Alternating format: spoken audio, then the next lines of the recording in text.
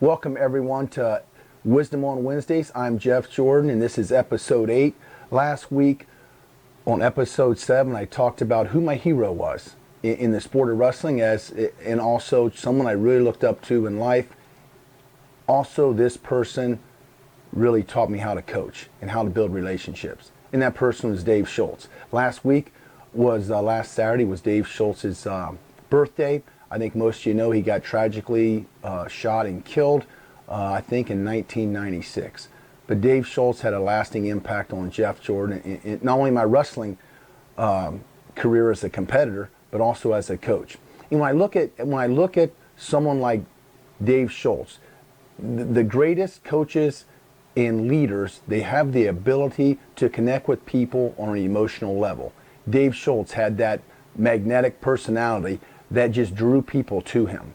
His energy and carefree spirit had a way of infecting everyone around him. Schultz could always take a bad situation and turn into some awesome memory. Such was the case, I think it was my junior year. We just finished up the Las Vegas Invitational Tournament, and it was a hammer tournament. It's still a hammer tournament. It's one of the toughest tournaments in my book in college wrestling today.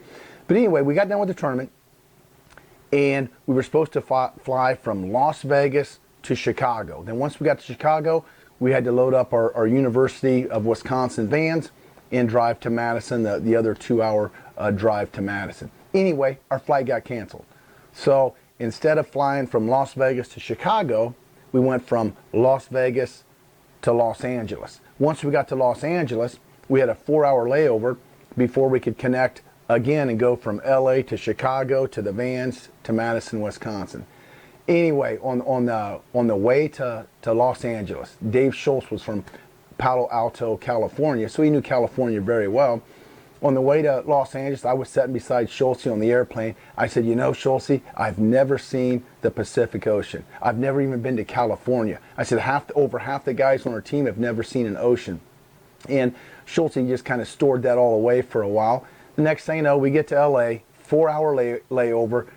All the wrestlers are just crashed on the airport floor. And the next thing I know, Dave Schultz says, let's go to the ocean, boys. So everyone perked up. Schultz rented an 8-passenger van. I think we packed 12 or 13 people in this 8-passenger van, and we drove to the Pacific Ocean. And it was awesome standing on the sand at 11 o'clock at night, hearing the waves break was unbelievable. The next thing I know, Dave Schultz says, what are you guys waiting for? Let's go. And stripped down to our underwear, and we all took off running towards the Pacific Ocean. I found out 3 things, 2 of them right away. Number 1, I had no idea that the Pacific Ocean was so cold. 11 o'clock at night, we hit it. I thought it was going to be 85, 90 degrees. I have no idea what the temperature was, but I'm telling you it was freezing. That was number 1. Number 2, I had no idea the ocean was so salty. All the mat burns that me and my teammates had all over our bodies from wrestling the Las Vegas tournament, you could sure feel them. You knew exactly where they were once you jumped in the ocean. Walking back to get our clothes on, there was an older lady there, and she was just staring at us. There was no one else on the beach except our wrestling team and this older lady. And I'm glad cell phones weren't around back then. But looking back on my wrestling career and reflecting on my experience as a coach, I learned that relationships must be formed between the coach and the athlete. Schultz's impact was far greater off the mat than, of course, on the mat, especially with me. But the bond between coaches and athletes are not just formed on the mat, they are formed off the mat.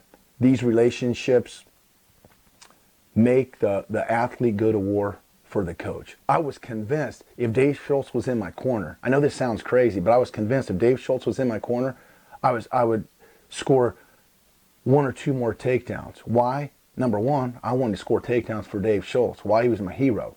And number 2, he gave me the confidence sitting in my chair. And coaches, I mean, think about that. You want your athlete, if you build the right relationship, you want your athlete in his head to think, I know that I'm going to score one or two more takedowns because I have this coach in my corner. He's also my role model and my hero. And that's what we want. The only way to get that, coaches, is to build that relationship, really form that relationship. Oh, yeah. The third thing that I found out by jumping the Pacific Ocean, I had no idea a 3-hour flight or 4-hour flight from LA to Chicago could be so uncomfortable because I had sand in places you surely don't want to have sand in. Coaches, parents, whoever, I hope you guys enjoyed this episode. I'm going to extend, I think, the next 2 weeks telling Dave Schultz stories, and maybe there's some, you can get some underlying stuff from it that can help you as coaches or parents or wrestlers. Stay safe, keep training hard, and remember, Noah didn't wait for a ship to come in, he built one.